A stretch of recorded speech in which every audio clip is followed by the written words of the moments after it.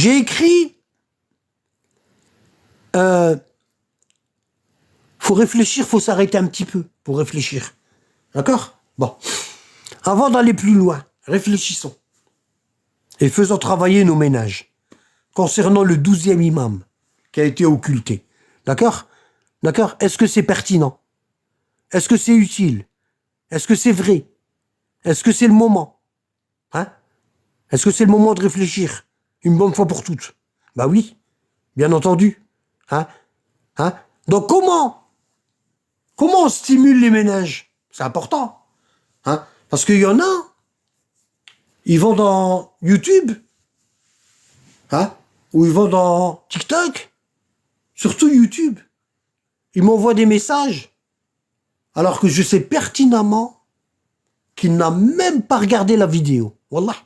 Il me fait un commentaire et il n'a même pas regardé la vidéo. Parce que s'il avait regardé la vidéo, il aurait trouvé les hadiths qui répondent à ce qu'il est en train de dire. Hein? Récemment, il y en a, il m'a envoyé un message. Il m'a dit, je suis d'accord avec toi sur quelques points, mais il y a des points où tu te trompes. Hein? T'as des livres? Montre-les-moi. Comment tu sais que je me trompe? T'as même pas regardé la vidéo. La vidéo, elle dure 3 heures. Tu l'as pas regardée. Hein? Pourquoi? Parce qu'il me dit, Abu Bakr et Omar, ils font partie de la famille du prophète. Ah bon? Abu Bakr et Omar, ils font partie de la famille du prophète ou de la belle famille du prophète? Parce que c'est pas pareil. Parce que quand tu dis la famille du prophète et tu dis la belle famille, c'est pas pareil. Pas pareil. Hein? Hein? La famille du prophète, c'est une chose qui fait partie du prophète. Et la belle famille du prophète, c'est une chose qui a été rapportée. Une chose qui a été mise en plus, qui a été collée. Elle fait pas partie. Hein? Mais t'as pas lu. Parce que si t'avais lu Sahih Muslim, t'aurais vu que Aïcha et Hafsa, ils font pas partie de la famille du prophète. Tu l'aurais vu dans Sahih Muslim, dans le hadith de Zayd ibn al-Arqam. Mais toi, t'as pas lu. Ça se voit que t'as pas lu. Et il y a beaucoup de gens comme ça, malheureusement. On a beaucoup de foireux comme ça dans notre religion. Wallah. On a beaucoup de foireux. Et les fautes d'orthographe. J'en peux plus. Hein? Il y en a, ils m'envoient des messages, il n'y a pas de point, il n'y a pas de virgule, il n'y a rien du tout. Pas de point. Alors, moi, je dois faire les points dans ma tête, les virgules, hein, c'est dingue. Wallah. Et on voit le niveau d'études. Hein? Quand tu écris, tu es en train de te dévoiler. On voit ton niveau. On voit qu'il n'y a rien. Hein? Comme l'écume des vagues. Il n'y a rien.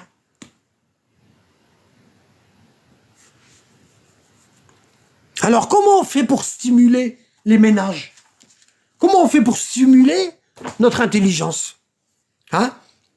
Hein? Jouer à des jeux. D'accord? Jouer à des jeux. Des jeux qui font réfléchir. Hein? Maintenir des liens sociaux. Discuter. Être ouvert d'esprit.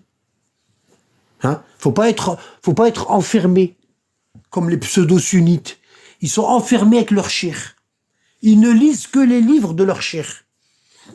Jamais ils vont lire un autre livre. Vous les verrez jamais lire la Torah. Jamais ils vont lire l'évangile. Jamais.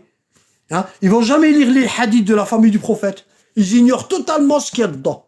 Hein? Et même leurs propres livres, ils les lisent pas. D'accord?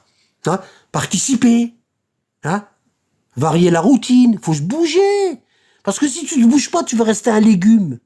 Tu veux rester un légume toute ta vie. Hein? Puis après, le jour du jugement dernier, tu vas mordre tes 2 mains et tu vas dire malheur à moi. Si j'avais su, j'aurais jamais pris un tel comme ami. Ah, si j'avais su, j'aurais pas suivi Abu Bakr et Omar. Je les aurais pas aimés. C'est trop tard. Hein? Hein? Faites des exercices de mémoire. Hein? Apprenez les hadiths. Apprenez les versets. Et après, vous verrez. Vous allez les retenir sans les apprendre. Wallah. Wallah al-adim. Hein? Au début, vous allez commencer à apprendre les versets et les hadiths. Et après, rien qu'en lisant, vous allez les retenir. C'est comme le gars qui il pourrait se balader chez lui, la lumière éteinte. Tellement il connaît les moindres recoins. Hein? Vous voyez? Hein? C'est comme ça. Effectivement, faire travailler ces ménages nécessite un minimum d'effort de notre part. si on végète, hein, on fait nos prières, on fait le ramadan, quand le ramadan il vient, on se gave, hein, on se gave, hein, on est à l'affût dès que le soleil il se couche, hein, tout de suite on allume une cigarette avec notre petit café, hein, parce qu'on est accro à la cigarette, hein. C'est ça le sunnisme, c'est ça. C'est ça le sunnisme. Hein. Alors qu'Allah il dit, rompez le jeûne à la nuit. Hein. La nuit, ça veut dire quoi? Ça veut dire une demi-heure après le coucher du soleil, tu dois manger. Et eux, ils mangent au coucher du soleil. Leur ramadan, il passe pas. Hein. Parce que le Coran, il dit le contraire. Il dit pas, rompez le jeûne au coucher du soleil. Non. Hein. Il dit, wa atimmu siyama ila al-layl. Complétez le jeûne, complétez, atimmu. Hein. Parce que au coucher du soleil, le jeûne n'est pas complet. Faut rajouter une demi-heure, la nuit. Et la nuit, elle arrive quand? Elle arrive une demi-heure après le coucher du soleil. D'accord? Bon. Hein? Donc, effectivement, faire travailler ces ménages nécessite un minimum d'effort de notre part. Hein? Si on lit pas, si on fait pas des recherches, hein, comment on fait alors? Hein? Comment on fait? On lit pas, on fait pas de recherches. Comment on fait? On va rester comme ça, bête. Hein? Bête. Hein? Hein? Au lieu d'aimer les croyants, on va aimer les hypocrites. Et le jour du jugement dernier, on va voir qu'on a tout faux. Hein? Au lieu de dire, oh Allah, ressuscite-moi avec Omar, avec Abu Bakr, avec Othman. Pourquoi tu dis pas, oh Allah, ressuscite-moi avec le prophète et sa famille?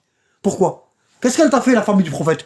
Pourquoi, dès que tu entends la famille du prophète, tu deviens fou? Et tu dis, t'es chiite. Pourquoi? Pourquoi? Qu'est-ce qui... Hein, tu vois pas que on t'a drogué depuis ta naissance? Tu vois pas? Tu vois pas que t'es drogué? Tu vois pas que t'es un camé des compagnons? Ta cam, c'est les compagnons. T'es drogué. Dès qu'on dit compagnon, il y a des lumières rouges qui s'allument dans ta tête. Et ça clignote. Hein, et t'entends la sirène. Hein, et tu deviens comme un fou. Hein? Qu'est-ce que tu fais? Tu fais comme Satan. Tu lâches un paix et tu te sauves. Effectivement, faire travailler ces ménages nécessite un minimum d'effort de notre part. Ne surtout pas faire comme les pseudo-sunnites, qui délèguent la moindre interrogation. Les pseudo-sunnites, dès que vous leur posez une question, ils ont peur de répondre. Ils disent, je vais aller voir mon cheikh. Wallah, à chaque fois, moi, je discutais avant. Bon, maintenant, je discute plus, parce que j'ai plus de temps à perdre. Hein? J'ai compris que discuter, ça sert à rien. Voilà. Hein? Mais avant, à chaque fois, je discutais avec un pseudo-sunnite et il savait pas répondre. Il dit, je vais aller voir mon cheikh et je te répondrai plus tard. Hein? Moi, je lui dis, t'as pas de cervelle? T'arrives pas à réfléchir par toi-même? Et s'il n'y avait pas ton cheikh, comment tu fais? Ton cheikh, c'est pas un prophète, hein? Pourquoi tu idolâtres ton cheikh? La moindre question que vous leur posez, je vais aller voir mon cheikh. Qu'est-ce qu'il dit? Hein? Hein? Et son cheikh, il est corrompu. Hein? Hein? Pourquoi? Il répond pas. Vous savez pourquoi? Parce qu'il a peur d'aller en enfer. Il a peur. Hein? Vous n'avez pas le droit de vous poser des questions religieuses. Hein? Vous vous posez des questions sur tout, sauf sur la religion. Vous flippez. Hein? On vous a mis la peur au ventre. Au point qu'ils ne savent même plus, ils ne peuvent même plus réfléchir d'eux-mêmes. Ils ont peur. Hein? D'accord? Vous n'avez pas le droit de vous poser des questions religieuses. Et vous n'avez même pas le droit d'étudier. Vos chiens, ils vous disent, non, prends la science de moi. Hein? Si vous réfléchissez de vous-même, vous pensez que vous allez vous égarer. Alors que c'est pas vrai. Jamais Allah il va égarer quelqu'un qui cherche la vérité. C'est pas possible. Tu cherches la vérité, t'es sincère et Allah il va t'égarer. Ça n'existe pas, ça. Hein? Donc forcément, aujourd'hui, et avec le temps, le cerveau d'une grande majorité de pseudo-sunnites est lobotomisé. On ne peut plus rien faire. Wallah. Leur cerveau, il est lobotomisé. C'est terminé. Ils ne fonctionnent plus à plein régime. Seuls 2% de leur cerveau fonctionnent. Hein? Et il y a des mots-clés. Ils ont un algorithme dans leur tête. D'accord? Ils sont comme des robots avec l'intelligence artificielle, les sunnites. D'accord? Leurs savants, ils leur ont mis un algorithme dans leur tête. Hein. Si vous allez les voir et vous dites compagnon, hop, il va se bloquer. Voilà, ça va clignoter. Parce que compagnon, ça fait partie des mots-clés. Voilà. Dès que vous leur dites ça, compagnon. Alors eux, ils vous répondent quoi? Hein? Si vous allez les voir et vous leur dites et si les compagnons, ils avaient tort? Ça va faire tout dans leur tête. Ça va clignoter. Puis ils vont te dire t'es shit. Non. Je me pose des questions parce que dans le Coran, c'est écrit une partie des habitants de Médine sont des hypocrites. Moi, j'ai envie de savoir c'est qui. Pourquoi? À Médine, il n'y avait pas que des compagnons, il y avait des autres... il y avait des Martiens à Médine. Je sais pas. Voilà. Il fonctionne plus à bel régime, il y a 2%. C'est tout ce que vous allez avoir. 2%. Vous savez, c'est comme la lampe qui va bientôt s'éteindre. Hein, il y a une dynamo à la roue du vélo, et le mec il pédale. Et après le mec il commence à être essoufflé, et la lampe elle va bientôt s'éteindre. Ben eux c'est comme ça. C'est ça qu'ils ont de neurones. Hein, ils n'arrivent plus à penser d'eux-mêmes. Terminé. Ils n'arrivent plus à penser d'eux-mêmes. On leur a mis la peur au ventre. Si tu penses de toi-même, tu vas t'égarer. Et si tu t'égares, tu vas aller en enfer. Alors qu'est-ce que je dois faire? Demande à ton cheikh. Ouais. Voilà. Même pour acheter un calbut, ils demandent à leur cheikh. C'est dingue, hein? Cheikh, est-ce que je dois acheter un calbut noir ou un calbut bleu?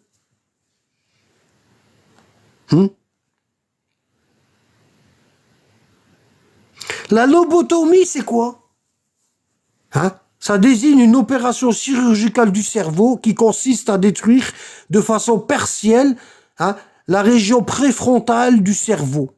Les connexions fibronerveuses entre le cortex préfrontal et le reste du cerveau sont coupées. J'ai fait un cours sur le cortex préfrontal, c'est-à-dire ce qui est devant, là. On appelle ça en arabe nasiya. Hein? Et Allah, il dit nasiyatin kadibatin khati'a. Hein? D'accord? Nasiya, ça s'appelle. J'ai fait un cours sur le cortex préfrontal. D'accord? Parce que le mensonge, il est dans le secteur du cortex préfrontal. D'accord? Allah dit, bah tiens, j'ai mis le verset là. Je l'ai mis là. Vous voyez ici. Hein? Hein? Vois-tu s'il dément et tourne le dos? Il parle de qui là? Ne sait-il pas que vraiment Allah voit tout? Mais non. S'il ne cesse pas de mentir dans les hadiths, hein, nous le saisirons certes par le toupet. Le toupet en arabe.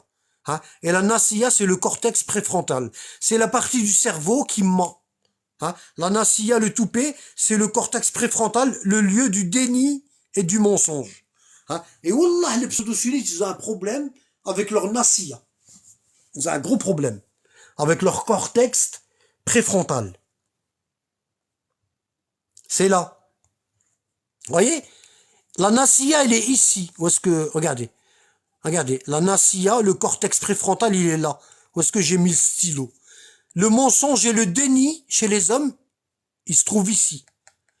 Et Allah, il dit dans le Coran, dans le verset, s'il continue de mentir, je vais le prendre par le cortex préfrontal. Et je veux le tirer en enfer. Regardez. Mais non. S'il ne cesse pas, nous le saisirons certes par le toupet. Hein, c'est-à-dire le cortex préfrontal, la nasiya, le toupet d'un menteur et d'un pécheur. Vous voyez, le créateur des cieux et de la terre, il sait à quel endroit du cerveau se trouve le déni. Vous vous rendez pas compte? Magnifique, hein? Hein? Hein? Voilà. Et le déni, il se trouve ici, dans le cortex préfrontal. Cette région-là, en arabe, on appelle ça la nasiya. Hein? Nasiyatin kadibatin khati'a. Nasiyatin kadibatin khati'a. La nasiya qui ment, le toupet. Hein? D'où le terme, il a du toupet. Ça veut dire, il ment. Hein? Quand on dit, waouh, il y a du toupet, hein, franchement, ouh, il y a du toupet. Hein. Quand on dit ça, ça veut dire quoi? Ça veut dire, il ment alors que toutes les preuves, elles sont là. Bah ça, c'est les pseudo-sunnites. Hein? Tous les hadiths, ils sont dans leurs livres et dans le Coran, et ils disent non, non, non. Les compagnons, Inch'Allah, un seul compagnon, il est meilleur que toute la communauté musulmane. Ah bon? Où t'as vu ça? T'as vu ça dans le Coran? Parce que moi, dans le Coran, je vois des hypocrites. Hein. Hein. Donc, quand on dit d'une personne qu'elle a du toupet, ben, ça veut dire qu'elle ment sans vergogne. Elle ment sans vergogne. Et Allah, il dit, s'il continue à mourir, à mentir comme ça, hein, s'il continue à mentir comme ça, le jour du jugement dernier, on va le saisir par le toupet, hein, le toupet, menteur et pécheur. Hein. Voilà pourquoi les partisans des Ahlul Bayt disent, où il y a de l'intelligence, il n'y a pas de pseudo-sunnites. Et où il y a des pseudo-sunnites, il n'y a pas d'intelligence. C'est pour ça qu'on dit ça. Hein. Et vous voyez ici, le cortex préfrontal, ici, on a la tête de l'homme, et le déni, il est là. Si on arrive à opérer ça, aux pseudo-sunnites, faire une ablation, ah ben là, ils vont suivre la famille du prophète. C'est à cause de ça, le toupet. Le cortex préfrontal. En arabe, la nasiya. La partie rouge du lobe frontal tient sous son contrôle le comportement de l'homme, son honnêteté, son indécence et sa distinction entre le bien et le mal. Et ça, je l'ai pris dans les livres de science, hein. Ça. Hein. Ça vient corroborer le Coran. C'est dingue, hein. C'est dingue, hein. Vous voyez ce qu'elle dit, la science? Hein. Elle dit l'honnêteté, elle est là. Hein. Et le mensonge, il se trouve ici. C'est pour ça on dit, il a du toupet. Et Allah, il dit, s'il continue à nier et à mentir sur la vérité, ah ben je vais le saisir par le lobe frontal, par son toupet, et je vais le jeter dans le feu. D'accord? Voilà. Donc, triste constat, la communauté musulmane, si on écoute les musulmans dehors, on a l'impression qu'ils sont une communauté, qui s'aiment bien, qui sont tout. Mais si on regarde les livres, leurs livres, on voit le contraire. On a deux histoires. Celle qu'on voit, hein, et celle qui est dans les livres. Dans le Coran, dans les hadiths sunnites, dans les hadiths de la famille du prophète. C'est pas la même. C'est pas la même. Quand on lit dans les livres, c'est le foutoir. Hein, c'est le foutoir. Hein, et quand on regarde dehors, quand on écoute les gens, les musulmans, oui, t'es en train de diviser les musulmans. Haram, tu vas en enfer, un abad. Ah oui? Tu penses encore que t'es une communauté, toi? Hein? Essaye un jour de mourir sur la route. Tu verras si quelqu'un va te ramasser. Tu verras. Il n'y a pas de communauté. Il n'y a pas. Il n'y a pas de communauté. On a des frères musulmans, on a des salafistes, on a des soufis, on a des druzes, on a des alaouis, on a des ismaélis, on a des jafaris, on a des zaïdis, on a tout. On a tout. On a des ikhwanis, hein, on a tout. Mais on n'a pas de communauté. On a des communautés. On a 73 groupes, mais on n'a pas un groupe. Hein. On aurait eu un groupe si Omar, il aurait laissé le prophète faire son testament. Mais c'est pas le cas. Voilà. Voilà. Donc, depuis la mort du prophète, ses descendants, de père en fils, les 12 imams, n'ont cessé d'être assassinés et empoisonnés jusqu'au 12e. D'accord? Jusqu'au 12e. L'imam al-Mahdi, celui que le prophète il dit, il va venir et il va remplir la terre de justice, hein, comme elle aura été remplie d'injustice. Ça veut dire que là, la terre, en ce moment-là, elle est remplie d'injustice. Les musulmans, ils n'ont pas le monopole du bien. Au contraire, ils ont le monopole du désordre. Parce que si on regarde les plus désorganisés, ben c'est nous. Hein. C'est nous. C'est nous. Toutes les plaies que la terre, elle porte, c'est nous. Nous-mêmes, on est une plaie. Nous-mêmes, on est une plaie pour les autres. On produit rien de bien. Qu'est-ce qu'on produit? On l'a. Grande gueule, petit bras, voilà. Voilà. Je suis sûr et certain que Monsieur Lacoste, lorsqu'il a voulu faire son célèbre crocodile, il s'est inspiré de nous.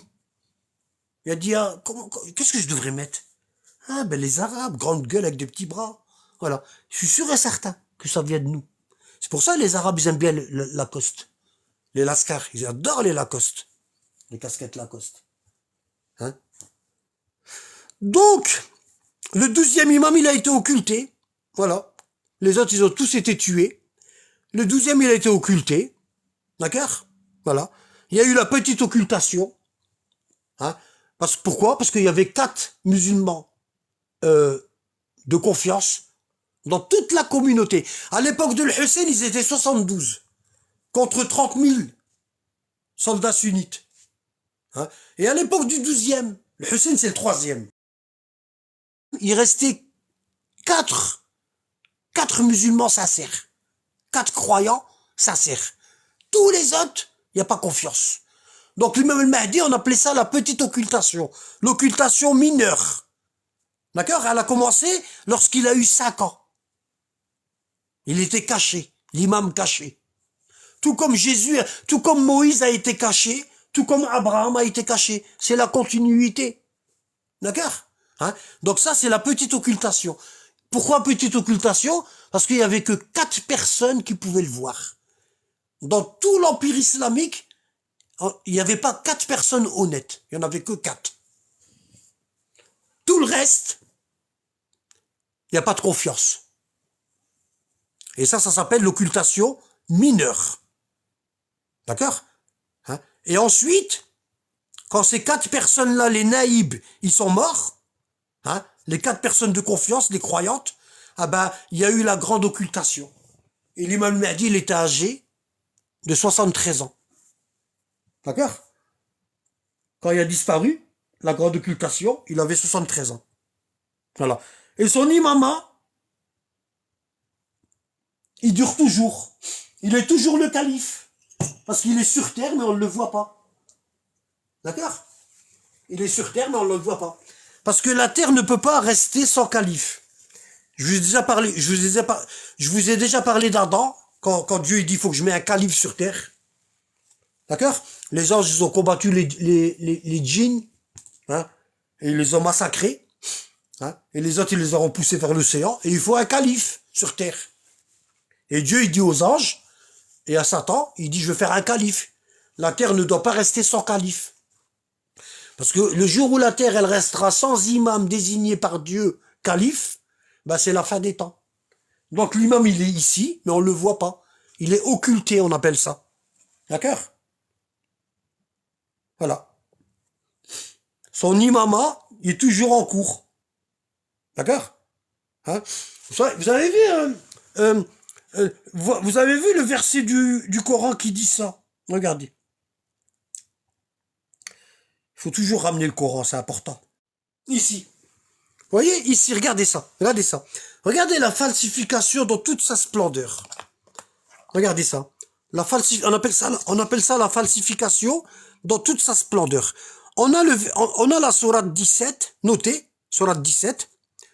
Et Allah, il dit ici, verset 71, il dit, يَوْمَ نَدْعُو كُلَّ أُنَاسٍ بِإِمَامِهِمْ. Le jour où on appellera tous les musulmans avec leur... Le jour où on appellera tous les gens, tous les peuples, avec leur imam. Le peuple de tel imam, approchez-vous. Le peuple de tel imam, tel autre imam, approchez-vous. Et Allah, il dit, le jour du jugement dernier, il va appeler chaque peuple avec son imam. Et eux, regardez ce qu'ils ont marqué. Ils ont marqué, le jour où nous appellerons chaque groupement d'hommes par leur chef. Ils ont traduit le mot imam, ici, bi imamihim, regardez. Ils ont traduit le mot imam par chef. Voilà. Voilà.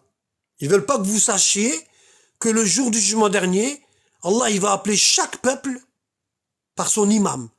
Le peuple de tel imam, approchez, on va vous juger. Le peuple de tel autre imam, approchez, on va vous juger. Hein? Alors, comment ils vont faire les sunnites? Ils ont pas d'imam, les sunnites. Hein? Si vous me dites, Naba, de nous, notre imam, c'est qui? Notre imam, c'est le 12e imam. D'accord? Ça veut dire, le jour du mois dernier, lorsque Allah, il dira, lorsque les anges, ils diront, la communauté de l'imam al-Mahdi, la communauté du 12e imam al-Mahdi, approchez-vous. Sachez que c'est votre imam. D'accord? Hein? Son imama est toujours en cours et il continue jusqu'à sa réapparition. Donc moi, si on me demande, si le jour du mois dernier, Allah il me dit, approche avec ton imam, ben mon imam, c'est l'imam Mohammed al-Mahdi, le 12e imam. C'est mon imam. Parce que moi, je vis au moment de son imama. Même s'il est caché, je vis à l'époque de son imama et c'est mon imam. Voilà. Ok?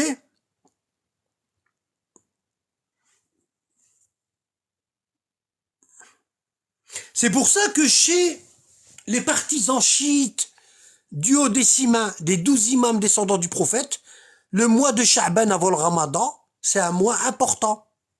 D'accord? Celui-ci, là. D'accord? Non seulement, euh, non seulement grâce au dire du prophète, d'accord? Mais aussi parce qu'il marque l'anniversaire du 12e imam Mohammed al-Mahdi, né le 15 de ce mois de Sha'ban, en l'an 255 de l'Hégire. D'accord? Il est né, l'imam al-Mahdi, le 12e descendant du prophète, il est né en 255 de l'Hégire. C'est-à-dire 245 ans, 245 ans après la mort de son grand-père, le prophète Mohammed. D'accord? Pour les musulmans chiites, les partisans de la famille prophétique, le 12e imam descendant du prophète Mohammed est né en l'an 255 de l'Hégire. Son père Hassan al-Askari, qui est enterré à Bagdad, d'accord, dans le sanctuaire de l'Askarain, d'accord, il y a dans le sanctuaire de l'Askarain, il y a il y a qui ici? Je vais vous montrer quand même, c'est important. Vous avez le sanctuaire l'Askari. Bon. Ici, ça s'appelle l'Askari. Ici, il y a le grand-père, l'imam al-Hadi, le grand-père de l'imam, le 10e imam et le 11e imam descendant du prophète. Ils sont enterrés ici, en Irak. D'accord? Ce bâtiment-là, la coupole, elle a été explosée par l'État islamique. Ça a été refait. D'accord? Bon. Ici, vous voyez, culte islam chiite, mausolée. Il date du 10e siècle. Askari, parce que c'était ici c'était la maison du grand-père de l'imam al-Mahdi, du 12e imam. C'était la maison du 10e imam, le grand-père du 12e imam. D'accord? Et cette maison-là, elle était à l'intérieur d'une caserne militaire. C'est pour ça qu'on l'appelle Askari. Askari, ça veut dire soldat en arabe. Ils vivaient au milieu d'une caserne. Les Abbassides, ils les avaient fait venir de Médine, en Arabie, la ville du prophète, et les ont installés ici, à l'intérieur d'une caserne. Pourquoi? Parce qu'ils voulaient surveiller la naissance du 12e imam pour le tuer. D'accord? Ils voulaient être présents. Donc ils l'ont mis au milieu de la caserne. Comme ça, ils voient s'il est né ou non. D'accord? Hein? C'est pour ça sa mère qui s'appelle Narcisse, c'était une princesse byzantine. La mère du 12e imam, c'est une princesse byzantine. Elle était mariée avec le Hassan al-Askari, le 11e imam père du Mahdi, Mohammed al-Mahdi, d'accord? Et sa grossesse, elle est passée inaperçue. Sa grossesse, elle est passée inaperçue. On dirait pas qu'elle était enceinte. D'accord? Donc, ils sont enterrés dedans.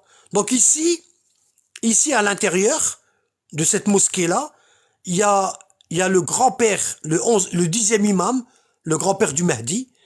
Il y a son père, Hassan al-Askari, et il y a sa mère qui sont enterrés là. D'accord?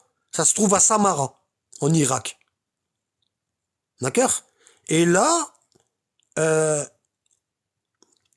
ça, attendez, je vais essayer de vous trouver un truc, quand même. Hein. Voilà, c'est comme ça, là. Vous voyez, c'est comme ça. Donc la mère du 12e imam, elle est enterrée là, avec son père et son grand-père. D'accord? Bon. Je vais vous montrer, j'essaie de retrouver une photo lorsque ça a été détruit.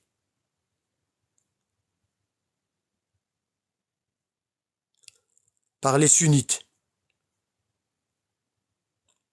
Ici, on voit la tombe. D'accord? On voit Imam Hassan al-Askari. On voit sa tombe ici. Il y a sa mère qui est enterrée derrière, là. Nargis. Elle est enterrée derrière. Vous voyez? Et chez les sunnites, ils connaissent pas. Il n'est pas encore né pour eux.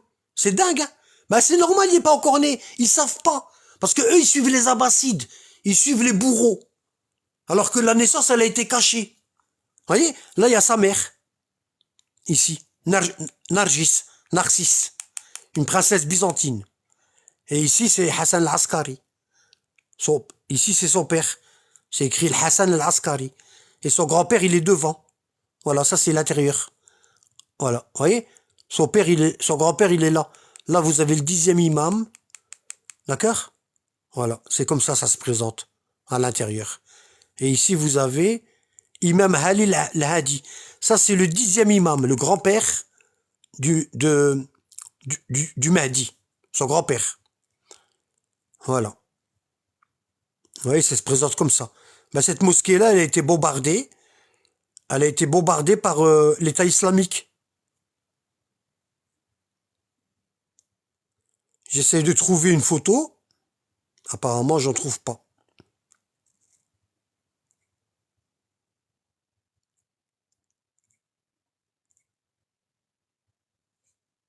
Attendez. Bombe. Je vais taper bombe pour voir. Voilà, ici. Vous voyez ça? Ça, c'est quand Daesh, quand l'État islamique, ils ont bombardé le mausolée. Voilà. Ils veulent détruire les tombes de la famille du prophète. C'est dingue, hein? Ils ont même parlé à un moment de faire sortir le prophète de la mosquée. Wallah, le Utaymin et tout. Vous voyez, ça c'est... Vous voyez, ils ont bombardé la tombe du 10e et du 11e imam descendant du prophète. Voilà. Regardez, vous avez vu? Voilà, à Samara. Voilà, ISIS, l'État islamique. Regardez, Irak, ISIS attaque against l'Askari mosquée à Samara. Vous voyez, l'État islamique. Regardez. Ils détruisent les tombes des descendants du prophète. Voilà. Et là, ça a été refait. Voilà, vous voyez ça? Du coup, là, ça a été refait. Regardez. Il pleure. Voilà. Maintenant, c'est comme ça. Voilà. Là, vous avez les deux images. Après, destruction. Et maintenant, c'est comme ça. Ils ont refait. Ils n'arriveront pas. Ils n'arriveront pas à éteindre la lumière divine. Maintenant, c'est comme ça.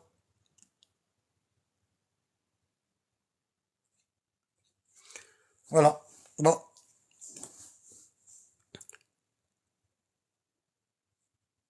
Pour les musulmans chiites, les partisans de la famille prophétique, le 12e imam, descendant du prophète Mohammed, est né en l'an 255 de l'Hégire. Son père Hassan al-Askari, le 11e imam, et sa mère Narcisse, une princesse descendante de Simon-Pierre, l'apôtre de Jésus, Sham'oun Safa en arabe. D'accord? Simon-Pierre. C'est celui qui devait succéder à Jésus après son élévation au ciel. Simon, Sham'oun, Safa, Pierre. Hein? Et eux, ils ont pris quoi? Ils ont pris l'apôtre Pierre. Au lieu de prendre Simon, ils ont suivi Pierre et ils ont construit le Vatican au-dessus. Ils appellent ça Saint-Pierre de Rome. Le Vatican, il a été construit en Italie. Il a été construit sur la tombe de Pierre, l'apôtre de Jésus. Et les catholiques, ils l'appellent le premier pape après Jésus. Alors que normalement, ça devrait être Simon. D'accord? Parce que Jésus, il a dit à Simon, tu es à Safa. Tu es la pierre de fondation. Et sur cette pierre-là, je bâtirai mon école. Et eux, ils ont traduit école par église. D'accord? Alors, qu'est-ce qu'ils ont fait? Ils ont pris le plus vieux apôtre, Pierre, et ils ont dit, c'est le successeur de Jésus. Et on va bâtir le Vatican sur sa tombe. Et ce sera le premier pape. Ouais. Comme chez nous, hein, ils ont pris le plus vieux Abou Bakr.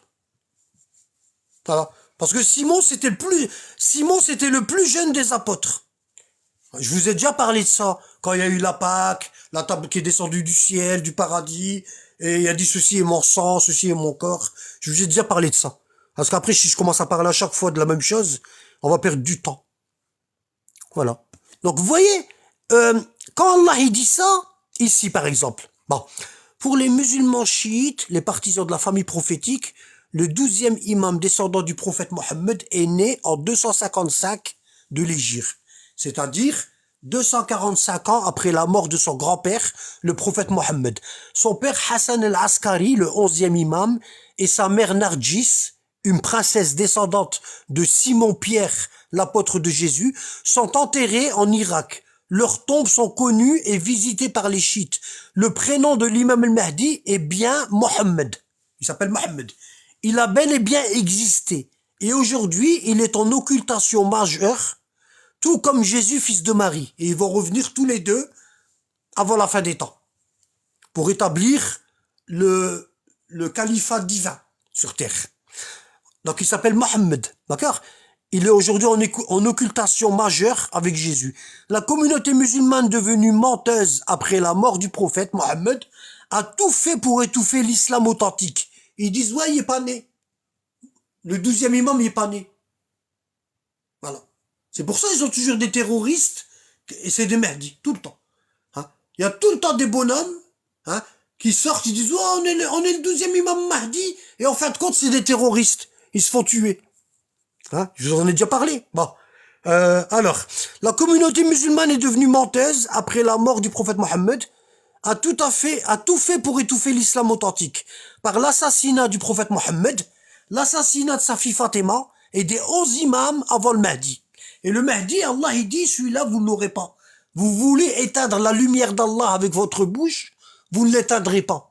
Si vous avez réussi à tuer Fatima et le prophète Mohammed et les 11 imams avant le 12e, c'est juste parce qu'Allah il veut qu'ils soient martyrs. Allah il veut que cette famille-là, toute cette famille-là, elle accède au statut de martyr.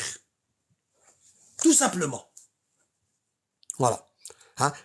Donc, Allah nous dit dans le Coran que les compagnons veulent éteindre la lumière divine avec leur bouche. Ils veulent nier l'existence du Mahdi. Il y a même des savants sunnites aujourd'hui qui disent que le Mahdi n'existe pas.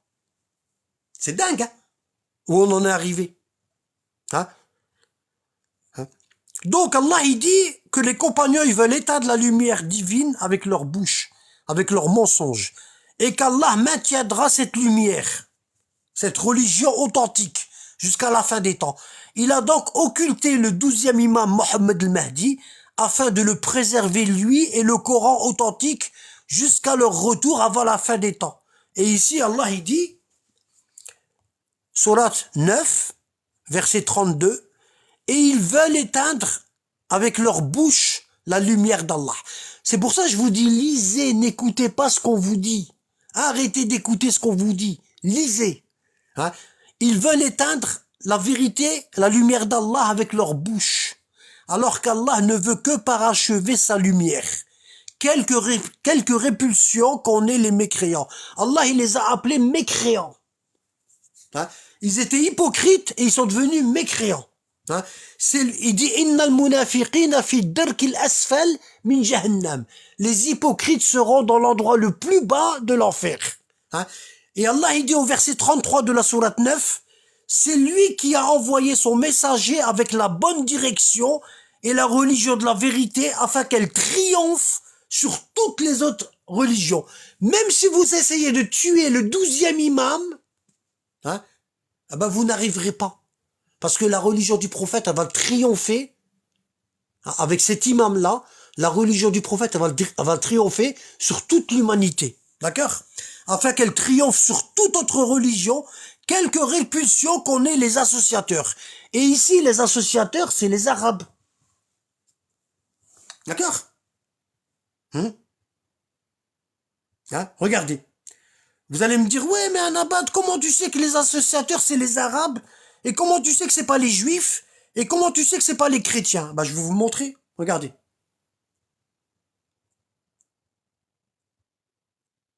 Il faut toujours prouver ce qu'on dit. Si vous prenez la sourate, la table servie, verset 82, c'est-à-dire la sourate numéro 5, verset 82, vous allez trouver ça. Sourate, la table servie, verset 82. Allah, il dit au prophète, tu trouveras certainement que les juifs et les associateurs, vous voyez, les associateurs ici, c'est pas les juifs. La tajidanna ashadda an-nas adawatan lilladina amanu al-yahud walladina ashraku. C'est-à-dire les juifs et les associateurs. C'est qui?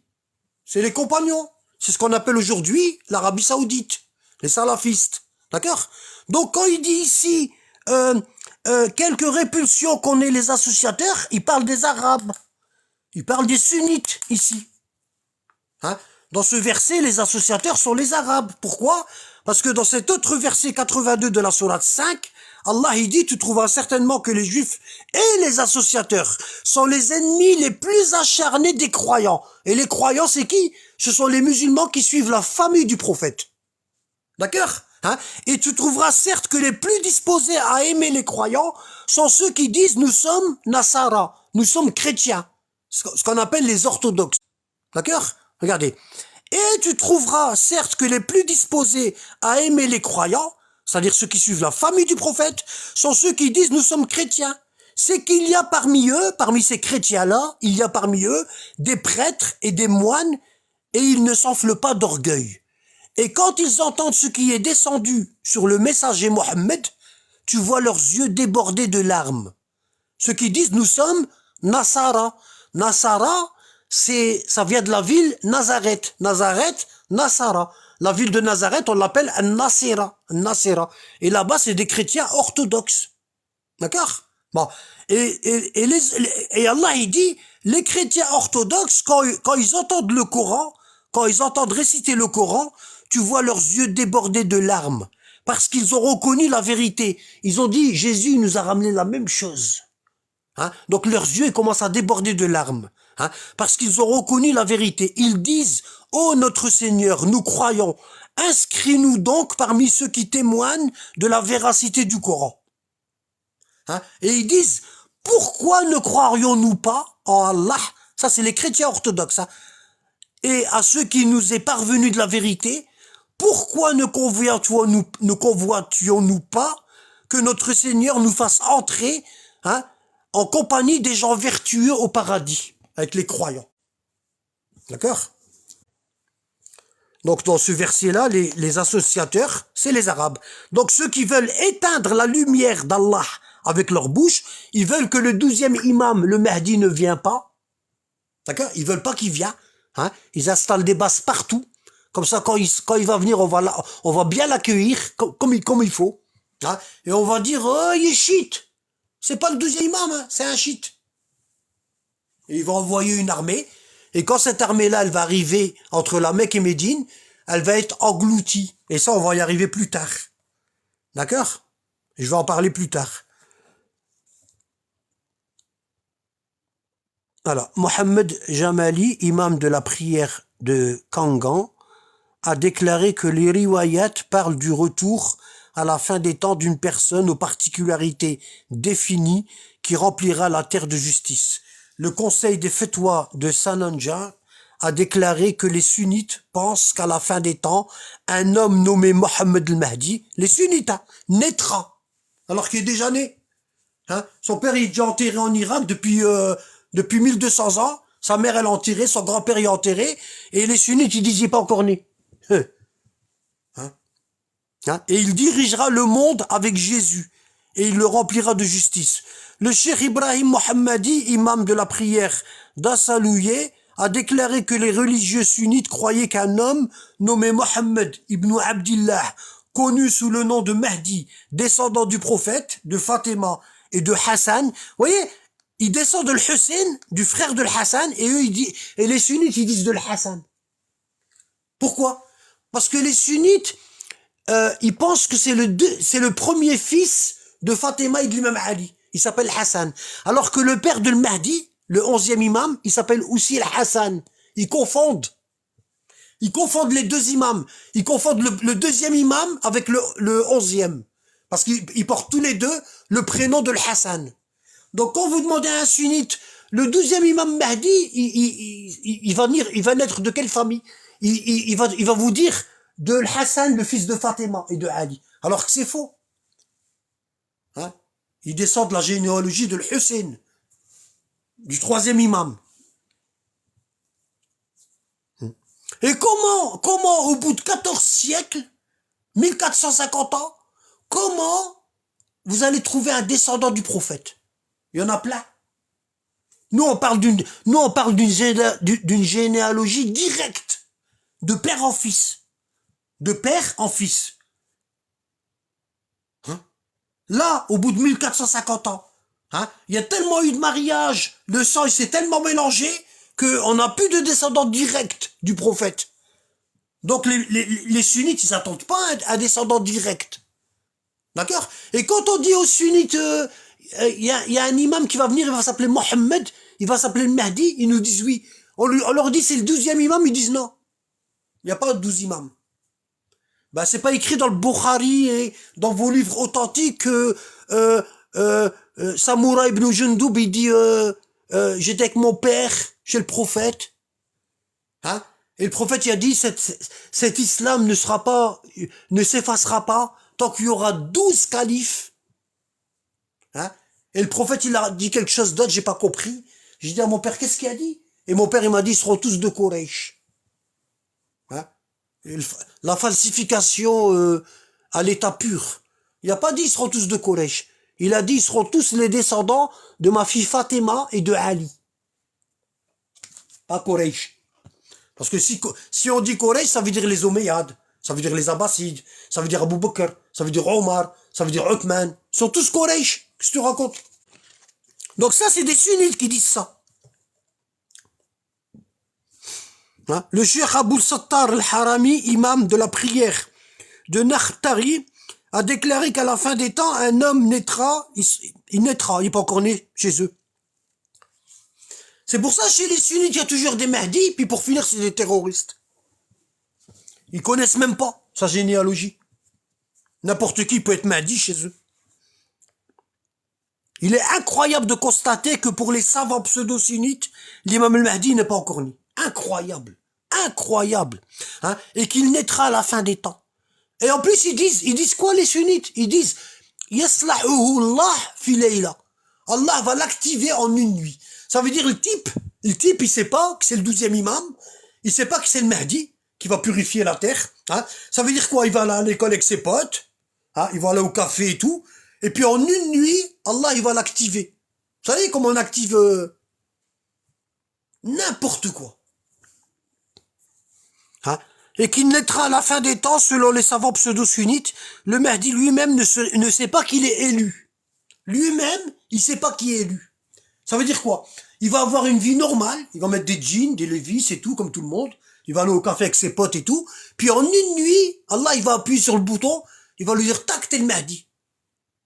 Oui, il sait pas qu'il y a des super pouvoirs. Voilà. Hein? Le Mahdi lui-même ne sait pas qu'il est élu. Il vivra la même vie que tous les hommes lambda. Et soudain, en un seul jour, Allah le purifiera de ses péchés. Hein? Donc, selon eux, entre le 11e imam, Hassan al-Askari, qui est enterré à Samara, en Irak, et le 12e imam, il y aurait plus de 1000 ans. Vous vous rendez pas compte? Entre le Mahdi et son père, le 11e imam, Hassan al-Askari, il y a 1000 ans. Comment donc l'imam Hassan al-Askari pourrait être le père de l'imam al-Mahdi? C'est pas possible. C'est pour ça. Hein? C'est pour ça. Je sais qu'Allah est capable de toutes choses. Je le sais. Mais le prophète Mohammed nous a pas dit ça. Il nous a dit que ses descendants, ils seraient imams de père en fils. Hein? Hein? Le prophète, il nous a dit que les 12 imams seront enfantés de père en fils. Hein? Voilà pourquoi, depuis la mort du prophète Mohammed, chez les pseudo-sunnites, il y a eu des dizaines de Mahdi, tous terroristes, les uns comme les autres. Le dernier en date, c'est l'élève de Ibn Baz et de Muqbil Wadi'i, le savant du hadith du Yémen, salafiste. Hein, et Juhaym al-Utaybi, un homme de la garde rapproché du roi d'Arabie Saoudite, avec 400 étudiants de Médine, hein, de l'université salafiste du Hadith de Médine. Ils ont fermé ils ont fait rentrer des armes, hein, dans des dépouilles mortuaires, comme si c'était des morts. Hein. Les linceuls, à l'intérieur des linceuls, il y avait des armes. Hein, et ils ont barricadé la Mecque. Hein, et ils ont tué 200 soldats saoudiens à la mitraillette. D'accord, hein. Donc, ici, le dernier en date, le dernier Mahdi, c'est Juhaym al-Utaybi avec son beau-frère, Abdullah al-Qahtani. L'Utaybi, il dit que son beau-frère, le mari de sa sœur, c'est le Mahdi. Et il s'appelle Abdullah, il s'appelle pas Mohammed. Abdullah al-Qahtani. Il est de la tribu du Nejd. D'accord? Voilà. Donc il dit que son cousin c'est le Mahdi. Ils ont pris d'assaut la Mecque. Ils ont fait semblant d'aller... Ben, c'est des élèves de Médine, hein. Ça veut dire que c'était des savants. Le recteur de l'université de Médine, à cette époque-là, c'était le moufti d'Arabie Saoudite, Ibn Baz. C'était lui le recteur de l'université. Et eux, c'était ce qu'on appelle les Ikhwan. Les Ikhwan, c'est la garde rapprochée du roi. Depuis leur premier cheikh, Mohammed ibn Abdel Wahhab, le cheikh des salafistes. Takfiri. Vous vous rendez pas compte? Hein? Vous vous rendez compte? La tribu qui défend le roi, elle a pris d'otage les pèlerins à la Mecque. Pendant 2 semaines. Et les Saoudiens, ils savaient pas comment faire. Ils ont d'abord appelé les services secrets pakistanais, hein, pour déloger des élèves de Médine, des Saoudiens. Hein. Il y en a, ils avaient 6 ans de science, 10 ans de science, 15 ans de science. Pour nous, ici, c'est des savants. Ils maîtrisent les hadiths, la langue arabe. Et comment des élèves du grand moufti d'Arabie Saoudite, Ibn Baz, ils peuvent devenir terroristes? Ça veut dire quoi? Ça veut dire que dans l'université où ils allaient, on leur enseignait l'idéologie takfiriste. Wallah. Bah oui. S'ils avaient été dans une université où on leur aurait enseigné la Reine des Neiges, hein, bah ils auraient acheté des robes bleues avec des diamants. Hein. Mais là, on leur enseignait pas la Reine des Neiges. On leur enseignait musulman qui fait ça, il est mécréant. Et celui qui dit ça, il est mécréant. Et celui qui visite les tombeaux, il est mécréant. Et celui qui fait comme ça, il est mécréant. Ils voient des mécréants partout. Donc qu'est-ce qu'ils ont fait? Ils ont pris la Mecque d'assaut en 1979-80. Ils ont pris la Mecque d'assaut, hein, et ils ont fait rentrer des armes, et ils ont fermé toutes les portes de la grande mosquée de la Mecque, et les pèlerins, ils étaient à l'intérieur, ils avaient faim, ils avaient rien à manger, et les soldats, ils sont montés dans les minarets, et ils tiraient sur les soldats à l'extérieur, les soldats saoudiens, et ils ont tué 200 soldats. 200. Et comme ils n'arrivaient pas à les déloger, les Saoudiens, ils ont dit quoi? Personne ne savait ce qui s'est passé. Hein. Les informations, personne ne savait ce qui se passait là-bas. Personne ne savait qu'à la Mecque, il y avait un coup d'État. Personne. Hein. Donc, qu'est-ce qu'ils ont fait la famille royale saoudienne? Qu'est-ce qu'elle a fait? Elle a appelé le Pakistan, hein, et elle a demandé au Pakistan de lui envoyer comment on appelle ça? Des soldats d'élite. D'accord? Donc le Pakistan, ils ont envoyé des soldats d'élite, mais ils n'ont pas réussi. Ils n'ont pas réussi à les déloger. Donc qu'est-ce qu'ils ont fait les Saoudiens? Ils ont rassemblé Ibn Baz, le savant, le moufti, là, et d'autres savants, et ils leur ont dit, faites-moi une fatwa. Ils leur ont dit, faites-nous une fatwa, comme quoi on peut faire rentrer des gens qui sont pas musulmans à la Mecque. Et ils ont appelé le GIGN. Français. Et le GIGN français, il a été là-bas, et ils leur ont fait attester qu'il n'y a de Dieu qu'Allah, et que Mohammed est son messager, juste le temps de la mission, juste pour la mission. Hein. Et le GIGN, ils ont eu l'idée, ils ont dit, il faut inonder la Mecque, et on va les électrocuter. Hein. Alors ici, le dernier en date, le dernier Mahdi sunnite, c'est Juhayman al-Utaybi et son beau-frère, Abdullah al-Qahtani, qui prétendait être le Mahdi. Le pire est qu'ils étaient des savants étudiants de l'université de Médine et que leur professeur était Ibn Baz, le grand moufti d'Arabie Saoudite, et le cheikh Muqbil Louadi'i. Et comme par hasard, le cheikh du Yémen, là, où est-ce qu'il y a la guerre avec les Houthis, parce que la guerre avec les Houthis, là, au Yémen, elle a été déclarée par lui. Pourquoi? Parce que lui, le cheikh, là, avec l'argent des Saoudiens, il a fait une université en plein dans les terres chiites des Houthis. C'est pour ça qu'il y a la guerre, là. Hein? Et il appelait tous les musulmans d'Europe, il disait venez faire la hijra. La hijra. Les hijra au Yémen. Il y a des musulmans voilés, ils partaient avec leurs maris, avec leurs enfants et tout. Ils s'installaient là-bas. Ils vendaient tout et ils prenaient l'argent et s'installaient là-bas. Alors qu'est-ce qu'ils faisaient là-bas? Les propriétaires sunnites, ils leur vendaient des terres chiites. Ils leur vendaient des terres chiites au Yémen, dans la ville de Damaj. D'accord? Et du coup, c'est comme ça que ça a commencé la guerre au Yémen. On vous le dira jamais, hein. C'est à cause des salafistes. Ouais. Ouais. Et leur professeur, qui était prof à Médine, c'est un savant yéménite qui s'appelle Muqbil Louadi'i. Lui, avec l'argent de l'Arabie Saoudite, il a fait une école salafiste en plein milieu dans les terres des Houthis, des chiites. Du coup, il a commencé à faire des accrochages, et je sais pas qui est-ce qui a tué l'autre. Soit c'est un sunnite qui a tué un chiite, soit c'est un chiite qui a tué un sunnite. Et ça s'est enflammé. Pouf. Et ça nous a donné la guerre, ici, là, maintenant. Alors, qu'est-ce qu'ils ont fait? Lui, Muqbil Louadi'i, quand ses élèves, ils ont pris, les Saoudiens, là, les élèves, quand ils ont pris la Mecque d'assaut, lui, il était à l'étranger, comme par hasard. Il y a un audio sur Internet où il dit, moi, j'étais pas là, hein. Alors, qui sait? Peut-être c'est même lui qui a dit de faire ça. Allez savoir. Parce que le roi d'Arabie Saoudite était parti, le roi Abdullah, il était parti en Angleterre, et la reine, elle lui avait mis un collier avec une croix sur son cou. Et chez les salafistes, la croix, c'est de la mécréance. Comment la reine d'Angleterre, Elisabeth, elle met au roi Abdullah une chaîne en or, et au bout, il y a une croix. Vous savez, comme on dit la Légion d'honneur, un truc comme ça. Hein? Et pour eux, c'était de la mécréance, même pour Ben Laden. Le fait que le roi, il aille en Angleterre. Attendez, je vais essayer de trouver la photo. J'aime bien ramener des preuves, moi. C'est des malades. Voilà. Comme dans Les Visiteurs. C'est des malades. Hein? Le mec, il a pris le... Jacou, il a pris le...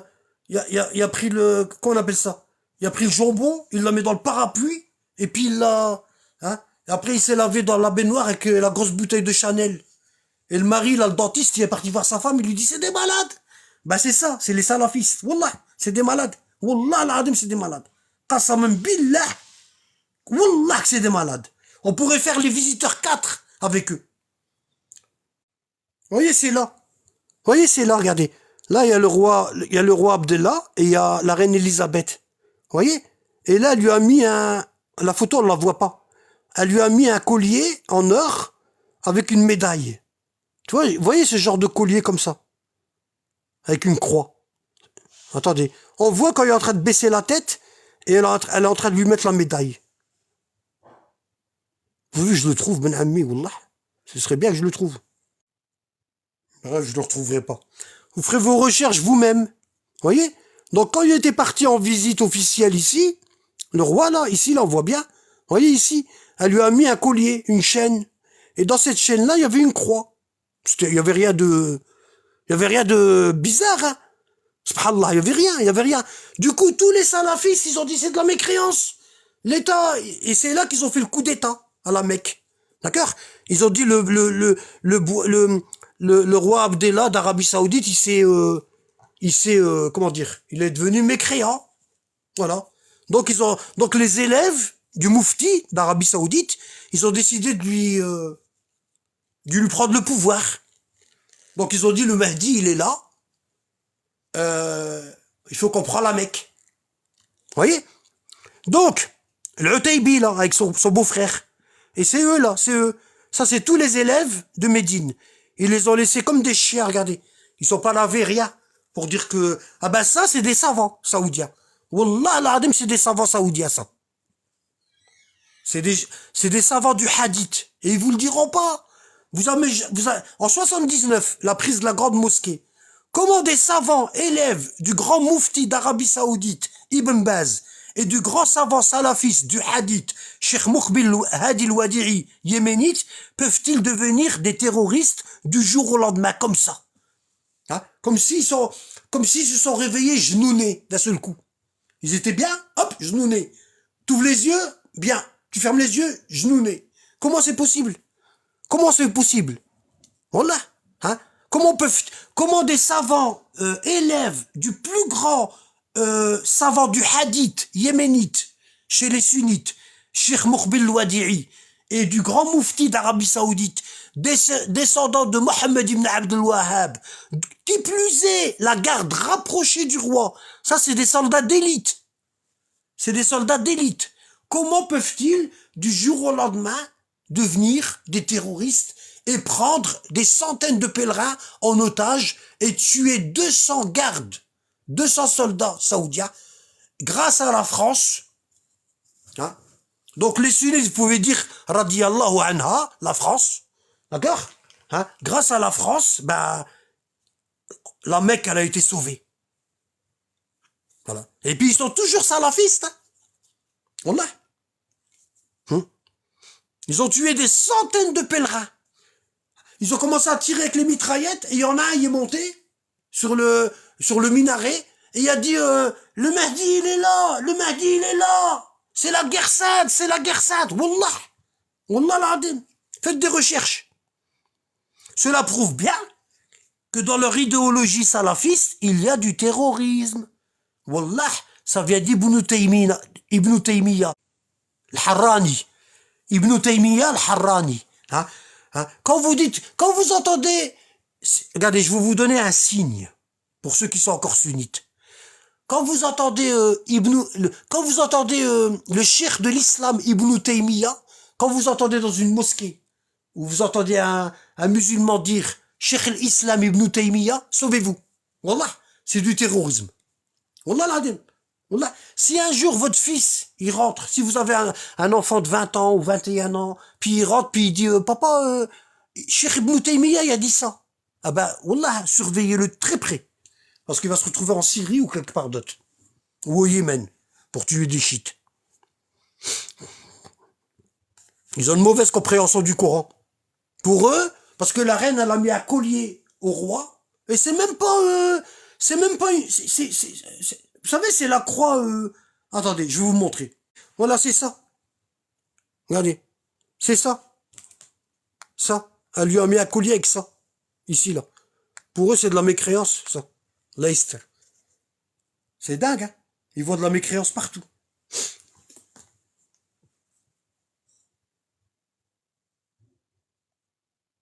Vous voyez ici, là, regardez, on a des photos, hein. Regardez.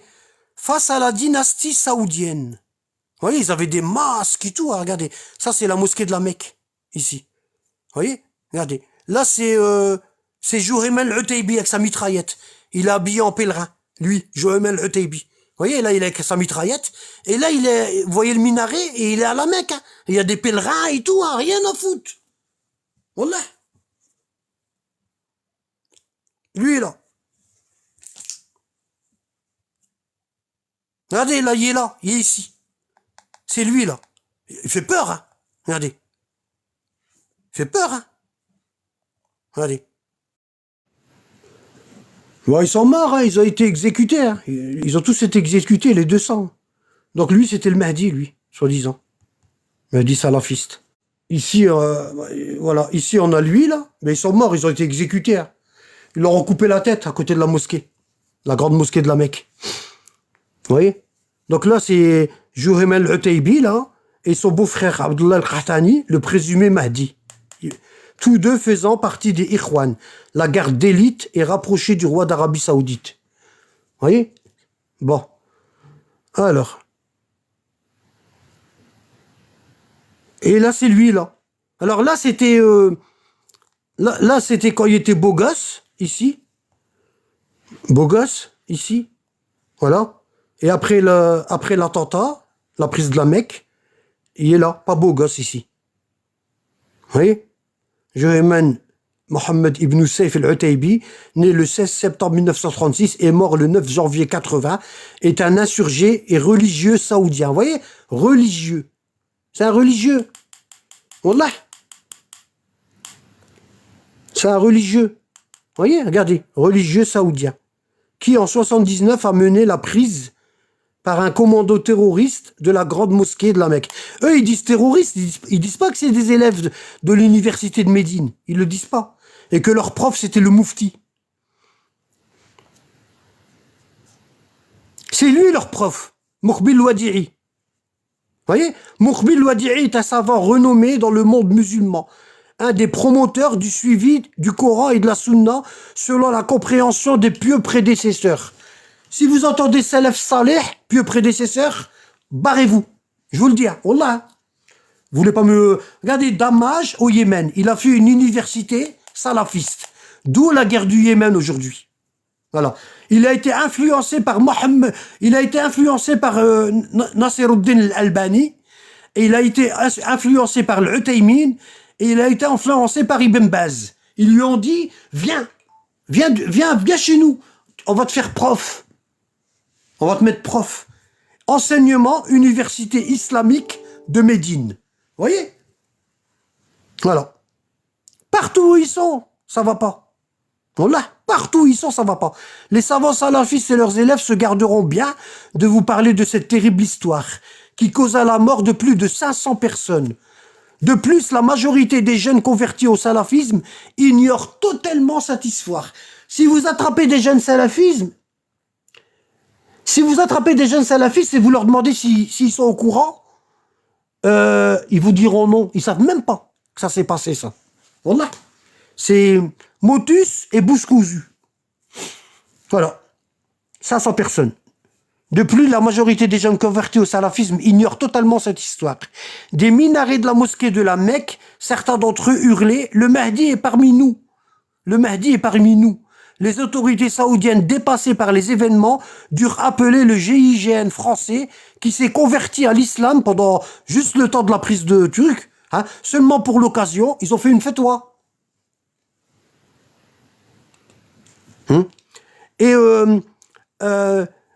Alors, selon une fatwa du Moufti d'Arabie Saoudite Ibn Baz, ils se sont convertis le GIGN, et puis ils leur ont mis une tannée, et puis voilà, qui lui-même était le professeur des terroristes.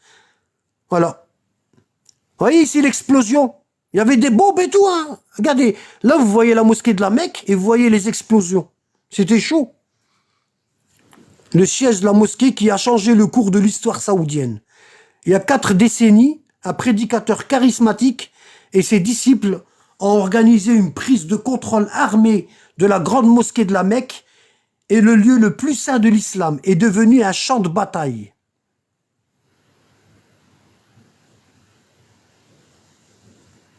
Vous voyez? Le siège qui en a résulté, écrit Elil Mekki de la BBC, a ébranlé le monde musulman jusqu'à ses fondations et a changé le cours de l'histoire saoudienne. Aux premières heures du 20 novembre 79, quelques 50 000 fidèles, 50 000 pèlerins, il y avait 50 000 pèlerins dans la mosquée, d'accord, du monde entier, se sont rassemblés pour la prière du matin, de l'aube, dans l'immense cour entourant la Kaaba, sacrée de la Mecque, le lieu le plus saint de l'islam. D'accord? Parmi eux, 200 hommes conduits par un prédicateur charismatique de 40 ans, Juhayman al-Utaybi. Alors que l'imam finissait de diriger les prières, Juhayman et ses disciples le poussent sur le côté. Ils ont poussé l'imam et ils ont pris le micro. Ils ont pris le micro. D'accord? Ils avaient placé des cercueils fermés au centre de la cour. Ils pensaient salat. Alors ils disent As-salatu ala al-mayyit yarhamukumullah, la prière sur le mort, qu'Allah vous fasse miséricorde. Et tout le monde disait qu'il faut faire la prière sur le mort. Mais à la place du mort, il y avait des mitraillettes. Ils avaient placé des cercueils fermés au centre de la cour, un acte traditionnel de recherche de bénédiction pour les personnes récemment décédées. Mais lorsque les cercueils ont été ouverts, il y avait des armes de poing et des fusils qui ont été rapidement distribués aux assaillants. Alors comment... Alors, la question qu'on se pose, c'est comment ils ont fait rentrer les... Où ils ont eu ça? Où ils ont eu ça? Vous savez où ils ont eu ça? Ben, comme c'est la garde rapprochée du roi, ben, ils avaient des armes. Ils les ont fait rentrer dans des cercueils. Voilà. Ils ont distribué les cercueils. Ils ont distribué les armes. Hein. L'un d'eux a commencé à lire un discours préparé. Hein. Les pèlerins, les 50 000, ils étaient là. Et il y en a, il a pris le micro, puis il a commencé à lire un discours. Et il a dit, chers amis musulmans, nous annonçons aujourd'hui la venue du Mahdi, qui régnera avec justice et équité sur la terre. Alors pour eux, le Mahdi, il va régner avec des mitraillettes. Il va ramener la paix avec des mitraillettes. Hein. Incroyable. Hein. Donc ils disent, il fait son discours, il dit, ouais, le Mahdi il est là, c'est mon bof. C'est mon bof, le mari à ma sœur. Le Mahdi, il faut Mohammed, Abdullah, Ali. Ça, c'est des noms qui passent, parce que c'est des noms chiites. Hein. Mais comme lui, il s'appelait Juhayman, il aurait bien voulu faire le Mahdi, lui. Donc il a dit à son beau-frère, toi, tu t'appelles Abdullah. Vas-y, viens. Viens, je vais te bénir, je vais te proclamer Mahdi tout de suite. Pour les pèlerins dans la cour, c'était une annonce extraordinaire. Il y a même des pèlerins parmi les 50 000 pèlerins. Il y en a, ils ont dit, Masha'Allah, le jour J est arrivé. Hein? Dans les hadiths, rapporte que le prophète Mohammed a dit la venue du Mahdi qui est guidé divinement. Voilà. Il est décrit comme un homme doté de pouvoir extraordinaire par Dieu. Hein? Je vois pas le pouvoir qu'ils ont. Hein? Ils ont été exécutés. Hein? Et certains musulmans croient qu'il inaugurera une ère de justice et de véritable croyance, le Tawhid. Le Tawhid. Hein? Le prédicateur Khaled al-Yami, un disciple de Juhayman, a affirmé que d'innombrables visions ont témoigné de la venue de... Alors ils ont fait des rêves. Ces étudiants-là, les terroristes, ils ont eu des visions. Ils ont fait des rêves. Ils ont vu que le Mahdi, c'était le bof, c'était son bof. Des centaines de musulmans l'avaient vu dans leurs rêves, a dit Monsieur Yami. Alors lui, il était pas dans les... Lui, il était pas parmi les terroristes, les élèves. Lui, il a été interviewé plus tard. Ils lui ont dit, bah, qu'est-ce qui s'est passé dans l'école à Médine, là? L'école du grand moufti Ben Baz. Qu'est-ce qui s'est passé? Il a dit, ben, il y en a plein, ils faisaient des rêves. Et ils ont vu que le Mahdi était là. Et que c'était l'un d'eux. Et Juhayman, il a dit que c'était son bof. Abdullah al-Qahtani. Hein? Le nom du Mahdi était Mohammed ibn Abdullah al-Qahtani. Vous voyez? Mohammed ibn Abdullah al-Qahtani. Son bof, le mari de sa sœur. Il n'a pas été loin. Dans un enregistrement audio du discours, on peut entendre Juhayman interrompre le temps en tant qu'orateur pour ordonner à ses hommes de fermer les portes de la mosquée de la Mecque. Hein, dans le micro, il a dit fermez les portes. Hein, et de prendre des positions de tireurs d'élite. Et il a dit, vous montez là-bas, toi tu prends l'aile Est, toi tu prends l'aile Ouest, toi tu prends un truc de malade. Wallah, l'agence touristique. De prendre des positions de tireurs d'élite dans ces hauts minarets qui dominaient alors la ville de la Mecque. Et il dit, attention mes frères, Ahmed al-Lahabi, montez sur le toit. Si vous voyez quelqu'un résister aux portes, tirez, tirez. Il leur a dit. Selon un témoin, lui était témoin, il était jeune, lui était témoin, il était là-bas. Selon un témoin, Juhayman a été le premier à rendre hommage au Mahdi. Il lui a fait l'allégeance. Et immédiatement, d'autres ont commencé à suivre. Ils ont fait la queue et ils lui faisaient l'allégeance. D'accord? Des cris de Allahu Akbar ont retenti. Hein? Mais il y avait aussi de la confusion. Abdelmoumin Sultan, lui, un étudiant égyptien qui était dans l'université en religion, qui avait appris à connaître certains des disciples de Juhayman, lui était à l'école avec eux, mais il n'était pas avec eux dans le commando. Se souvient que la grande mosquée était pleine de visiteurs étrangers. Il y avait plein de pèlerins qui parlaient peu l'arabe et ne savaient pas ce qui... Il y avait des pèlerins Philippines, Malaisie, ils comprenaient rien. Ils se disaient, qu'est-ce qui se passe? Qu'est-ce qui se passe? Il disait, bah là-bas, ils donnent des sucettes. Je sais pas, ils sont en train de donner des trucs là-bas. On va aller voir. Hein? Et lui, il dit, voilà, il dit que la majorité des pèlerins, ils comprenaient que dalle. Abdelmoumin Sultan, étudiant en 1979, a été témoin des événements. Il était là, lui. Attends, oh, j'étais où? Zut. C'est incroyable. Hein, la vue d'hommes armés dans un espace où le Coran interdit strictement toute violence. Hein? Allah, il dit, وَلَا تُقَاتِلُهُمْ عِنْدَ الْمَسْجِدِ الْحَرَامِ. Ne les combattez pas près de la mosquée sacrée de la Mecque. Et eux, ils ont fait rentrer des mitraillettes. Alors, la vue d'hommes armés dans un espace où le Coran interdit strictement toute violence et de quelques coups de feu a également stupéfié de nombreux fidèles qui se sont précipités pour atteindre les sorties qui étaient encore ouvertes. Ils n'avaient pas encore fermé les portes. Les gens ont été surpris à la vue des hommes armés. C'est une chose à laquelle ils n'étaient pas habitués. Bah ouais, tu vas faire ton pèlerinage, tu vois des mitraillettes. Hein? Il n'y a aucun doute que cela les a horrifiés.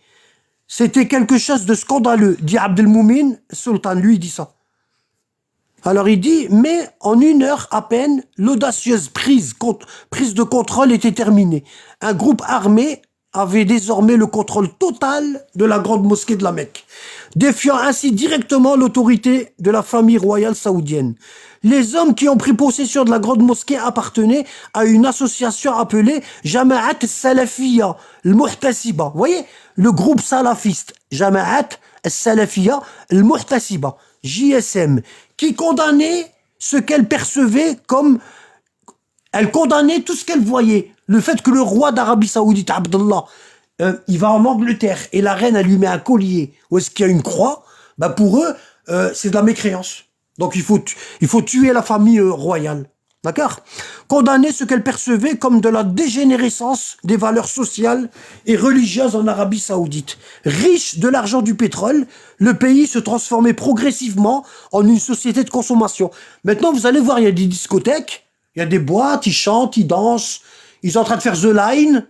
Ouais, bah ça y est. Hein? Les voitures et les appareils, ils ont commencé à être choqués. Bah ouais, des bédouins, du jour au lendemain, ils voient des machines à laver, des télévisions. Pour eux, ça y est, c'est chétan. Comme l'imam qui a été envoyé là, qu'ils ont expulsé. Ils voient des chétans partout. Ils voient des chétans dans les drapeaux, des chétans là, des chétans en dessous de la table. Ils voient des chétans partout. Subhanallah, ils sont malades, wallah, ils sont malades. Hein? Riche de l'argent du pétrole, le pays se transformait progressivement en une société de consommation. Les voitures et les appareils électriques se banalisent. Le pays s'urbanise. Et dans certaines régions, les hommes et les femmes commencent à se mélanger en public. Voyez? Regardez là, l'explosion devant la Mecque. Voyez? Hein? Mais les membres du GSM, le Jama'at Salafiyya al-Muhtasiba, continuaient à mener une vie austère. Voilà. Eux, ils continuaient à se laver avec du siwak, tu vois. Et voilà, le rasoul, ils se lavaient avec le rasoul, le siwak. Et voilà, ils veulent pas de parfum d'op, de shampoing d'op et tout ça. Pour eux, c'est péché. Hein? Continuent à mener une vie austère, hein, faisant du prosélytisme, étudiant le Coran et les hadiths, avec leur Cheikh Ibn Baz, le Moufti, là, et adhérant aux principes de l'islam tel que défini par l'établissement religieux saoudien. C'est-à-dire l'islam des compagnons. T'es pas content, je te coupe la tête. Et si t'es pas encore content, j'enterre ta fille vivante. Voilà. C'était ça leur islam. Voilà. Juhayman, l'un des fondateurs de la secte, Jama'a Salafiyya al-Muhtasiba, JSM, qui venait de s'agir une colonie bédouine du centre du pays. Bah ouais, du jour au lendemain. Le mec, le type, il buvait du pipi de chameau, et du jour au lendemain, on lui ramène du Fanta. C'est normal, hein? Il pète un câble. Wallah. Faut tout doucement. Faut pas lui donner tout de suite du Fanta. Tu lui mets un petit peu de Fanta avec du pipi de chameau, puis tout doucement, tu diminues la dose. Voilà. Faut l'habituer, le mec, il s'est dit quoi? Le mec a vu des extraterrestres, hein? Mécréants, ils sont venus, ils ont voulu les corrompre, il a flippé, il a dit à ses potes, défendons-nous, allons chercher les armes. Et voilà, Mskin, c'est ça, voilà. Wallah, Mskin, c'est pas de sa faute, dans un sens. Hein? Il nous ferait presque pitié. Subhanallah. Hein, au cours d'une longue soirée, colonie bédouine, il buvait du pipi de chameau, du centre du pays, a avoué à ses disciples que son passé était loin d'être parfait. Au cours d'une longue soirée autour d'une cheminée dans le désert, donc je sais pas comment ils ont fait une cheminée dans le désert, ouais si, bah oui, c'est possible, ou d'un rassemblement dans la maison de l'un de ses partisans, il commençait à raconter à un public captivé son histoire personnelle de chute et de rédemption. Ouais, le mec s'est fait un film. Ils devraient faire un film, ça, les Américains. Ce serait magnifique. Salafisme. Sauvez-vous. Quand vous entendez salafiste, n'y allez pas. Sauvez votre peau. Sauvez-vous. Hein? Si déjà, eux, des grands savants, ils ont pété un câble, alors imaginez-vous. C'est pour ça qu'il y a des tchos français. Ils s'appellent Julien, Patrice. Ils se sont retrouvés au Yémen. Leurs parents, ils disent, on sait pas comment ça s'est passé. Du jour au lendemain, mon fils y est rentré. Il est sorti sans barbe. Il est revenu avec une barbe. Je comprends pas. Je comprends pas. Mon fils, il s'est métamorphosé.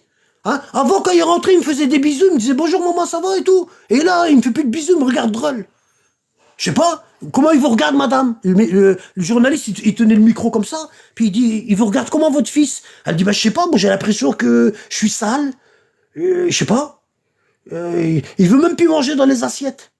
Il me dit, les assiettes où t'as servi du porc, faut me les donner, je vais les laver 7 fois avec de la terre dans le jardin. Elle dit, puis il lave les assiettes dans le jardin avec de la terre, hein? C'est un truc de malade. Puis après, t'as un jeune Français, blond, aux yeux bleus, puis il dit, bah alors, tu fais pas la hijra? Tu vois, j'aurais dû sortir de mon coma beaucoup plus tôt. J'aurais peut-être sauvé des gens. Qui sait? Alors il dit, alors attendez.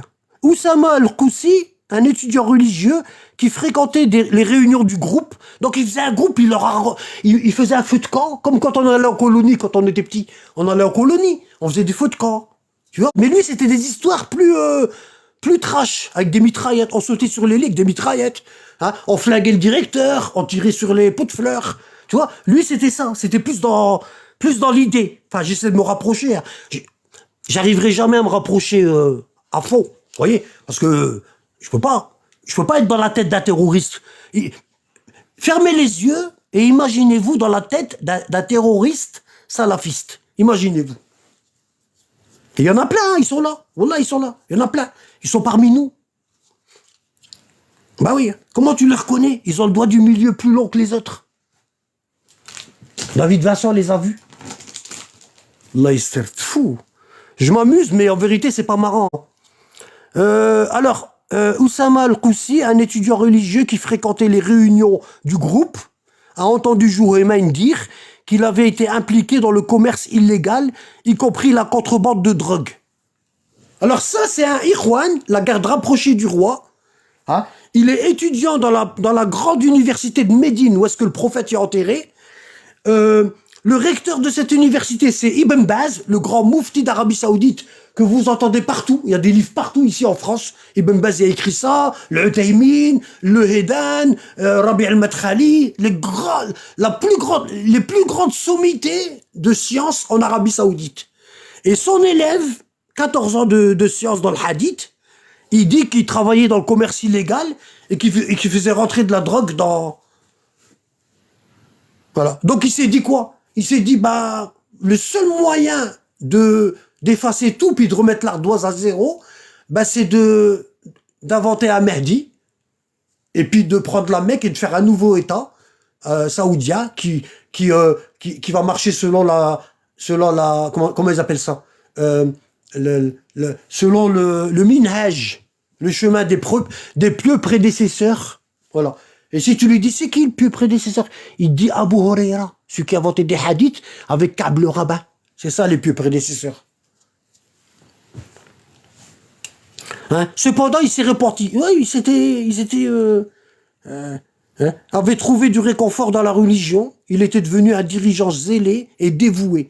Et de nombreux membres du mouvement salafiste MJS, en particulier les plus jeunes, sont tombés sous son charme. C'est exactement comme ça qu'ils ont recruté ici en France et en Belgique pour la Syrie. C'est exactement comme ça. Bah ouais, le show, il était là, tu vois. Tchou, il était là avec son cartable, il allait à l'école tranquille. Et puis, son voisin de table, c'était un arabe. Hein. Il y avait 2 poils en dessous du menton. Hein. Il vient de connaître le salafisme. Et il lui sort, pendant l'interclasse, il lui sort Kitab al-Tawhid de Mohamed Abdel Wahhab. Et il lui dit, regarde, ça, c'est Kitab al-Tawhid. C'est un homme qui est venu dans les années, au XVIIIe siècle. Et il a revivifié la sunna du prophète. Ah bon? Bah oui, parce qu'à la Mecque, au XVIIIe siècle, c'était les Ottomans, et ils étaient tous mécréants. Ah oui, même ceux qui allaient à la Mecque et tout, ouais, ils étaient mécréants, tous. Pourquoi? Parce qu'ils visitaient des tombes. C'est ça leur minhaj. Leur minhaj, leur religion salafiste, elle tourne que autour de ça. Tawhid, shirk, c'est que ça. Il y a que ça. Voilà.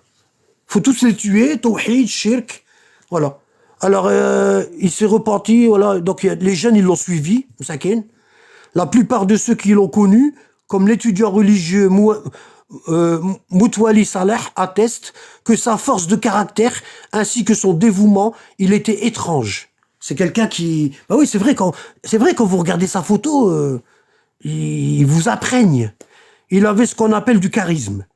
Il a été fidèle à sa mission et il a donné toute sa vie à Allah, jour et nuit. Cependant, pour un chef religieux, il était peu éduqué. C'était un sauvage. Bah oui, Allah il dit dans le Coran, Al-A'rab, ashaddu kufran wa nifaqa. Les Bédouins sont les pires dans la mécréance et dans l'hypocrisie. Les Bédouins. Et lui, c'est un Bédouin. Il est mal éduqué. D'accord? Il était peu éduqué. Juhayman tenait à aller dans les régions isolées et rurales où vivent les Bédouins. Se souvient Nasser el-Uzaymi, un proche disciple. Il aimait bien aller dans les Bédouins, là, où est-ce qu'il n'y a personne. Hein. Comme son arabe classique, la langue maîtrisée par tous les érudits de l'islam, hein, il parlait bien l'arabe, mais il avait un fort accent bédouin. C'est vrai, les Bédouins, ils parlent vite. Ils parlent vite. Ils n'ont pas le fasaha. Le fasaha, c'est le fait de séparer bien les mots, l'éloquence. Eux, ils parlent plutôt vite. Voilà. Donc, il avait un fort accent bédouin. Il évitait de s'adresser à un public instruit pour ne pas être exposé. Donc, il parlait l'arabe basique, l'arabe archaïque. Voilà. C'est le mot que je cherchais. L'arabe archaïque. D'autre part, Juhayman avait servi comme soldat dans la garde nationale. Et sa formation militaire rudimentaire s'est avérée importante pour organiser la prise de contrôle de la Mecque. Finalement, la jeunesse salafia, etc., a commencé à se heurter à certains religieux saoudiens. Et une répression des autorités s'en est suivie. Juhayman s'est enfui dans le désert, où il a écrit une série de pamphlets critiquant la famille royale saoudienne pour ce qu'il considérait comme sa décadence, et accusant les clercs d'être de connivence avec elle, pour des gains terrestres. Il était convaincu que l'Arabie saoudite a été corrompue et que seule une intervention céleste, divine, pouvait apporter le salut. Voilà. Hein? Et il a écrit ça, il a écrit « Le Mahdi est réel ». Et c'est Mohammed ibn Abdullah al-Qahtani, mon bof, le mari de ma sœur. C'est à ce moment qu'il identifie le Mahdi, son beau-frère. Alors il était assis, puis il dit « Viens, approche-toi, viens. Qu'est-ce que t'as là au-dessus de l'œil? Fais voir, viens. Ah oui, ça c'est le signe. T'es le Mahdi. Ah bon? Ah bon? Oui, t'es le Mahdi. Regarde, c'est là. C'est écrit dans les hadiths. C'est toi le Mahdi. Viens. » C'est à ce moment-là qu'il identifie le Mahdi comme étant Mohammed ibn Abdullah al-Qahtani, un jeune prédicateur à la voix douce, connu pour ses bonnes manières, son dévouement et sa poésie. Alors il y en a un, il était rude, et l'autre, il était doux. Les hadiths parlent d'un Mahdi. Juhayman dit, les hadiths ils parlent d'un Mahdi dont le prénom et le nom du père sont similaires à ceux du prophète et dont les traits sont soulignés par un grand front et un nez fin et aquilin prononcé. Juhayman a vu tout cela chez Al-Qahtani. Il a dit, toi, t'as les mêmes trucs. Regarde, ton nez est fin. Il est légèrement courbé vers le haut. Tu vois, tes sourcils, ils sont presque, ils se rejoignent au-dessus du nez. C'est toi. C'est toi. Les hadiths parlent d'un Mahdi dont le prénom et le nom du père sont similaires à ceux du prophète et dont les traits sont soulignés par un grand front et un nez fin et aquilin prononcé. Juhayman a vu tout cela chez le Qahtani. Mais le supposé sauveur lui-même a été surpris par cette idée. Il lui a dit, bah si tu le dis, ça me dérange pas. Hein. Accablé, il se retira dans la prière. Mais il finit par sortir de son isolement, convaincu que Juhayman, il avait raison. Alors son beau-frère, il est parti prier, et puis il a demandé à Dieu. C'est moi le Mahdi. Et Dieu il lui a dit, oui, c'est toi. Il lui a dit, oui, c'est toi. Hein? Donc il est parti prier. Il y a eu des signes. Hein? Mais il finit par sortir de son isolement, convaincu que son beau-frère Juhayman avait raison. Il prit le rage. Il a dit, moi je vais te le fignoler le rôle. Donne-moi ça, donne-moi le script. Il faut faire quoi? Donne. Hein? Et l'alliance avec Juhayman fut scellée, d'autant plus fermement que la sœur aînée de Qahtani devint la seconde épouse de Juhayman. Juhayman a épousé sa sœur. Comme ça, les liens, ils sont plus... tu vois, 12e imam des sunnites. Comme par hasard, quelques mois avant le siège, d'étranges rumeurs se sont répandues, selon lesquelles des centaines de Mécois et de pèlerins avaient vu le Qahtani en rêve. Et là, les gens, ils ont commencé à rêver. Ils ont commencé à rêver, des pèlerins et tout. Ils ont vu en rêve le beau-frère de Juhayman. Tu vois? C'est un truc de malade. Ça, c'est Iblis, ça. Ça, c'est Satan. Wallah, c'est Satan qui les a fait rêver.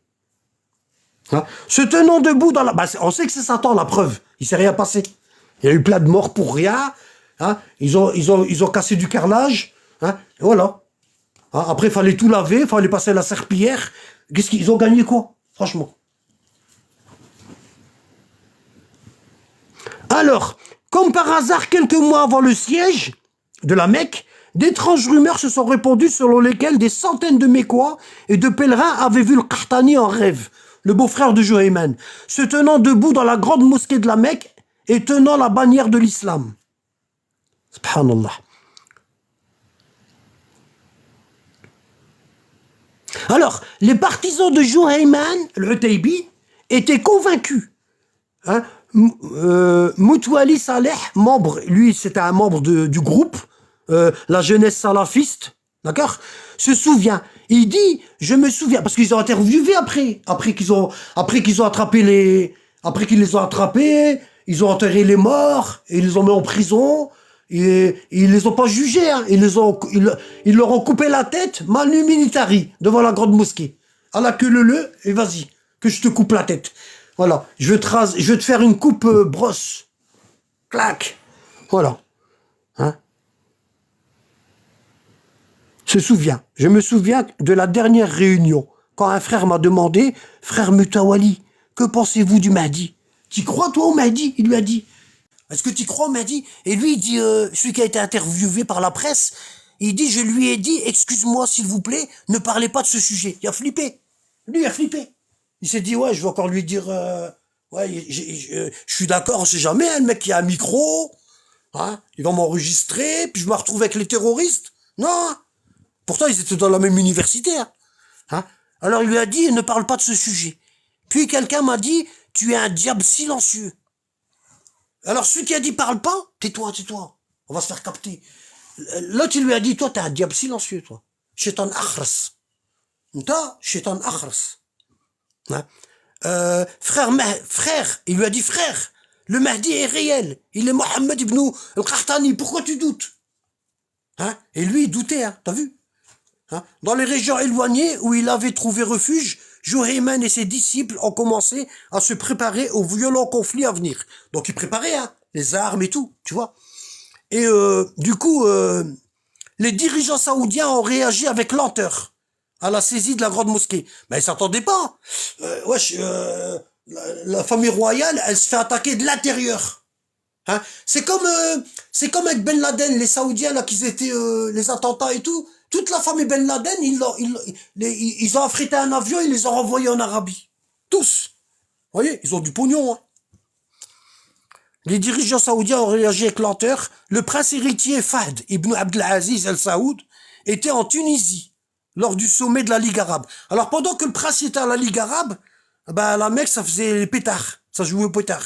Et le prince Abdullah, chef de la garde nationale, une force de sécurité d'élite chargée de protéger les dirigeants royaux, était au Maroc.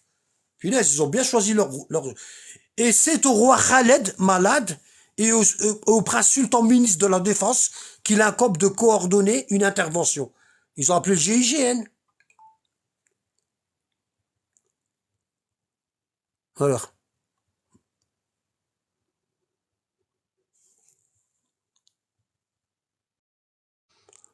Je voulais finir ça maintenant.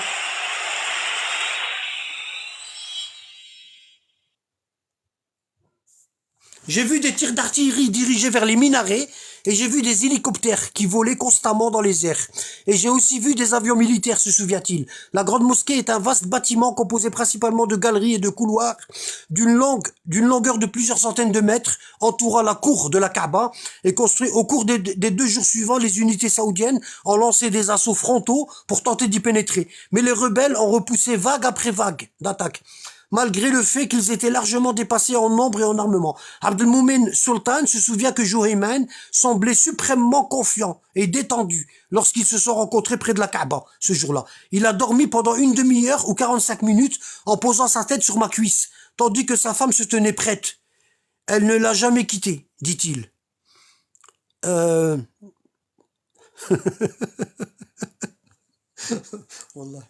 Bon, je vais arrêter là, parce que je crois qu'il reste beaucoup. Ouais, je vois, il y en a, ils sont captivés. La prochaine fois. Bon, sur ce, je vais vous dire salam alaikum et surtout, ne faites pas de bêtises. Ne faites pas comme Juhayman. D'accord? Voilà. Combattez le salafisme de toutes vos forces. Sur ce, la famille, salam alaikum. Et à la prochaine fois.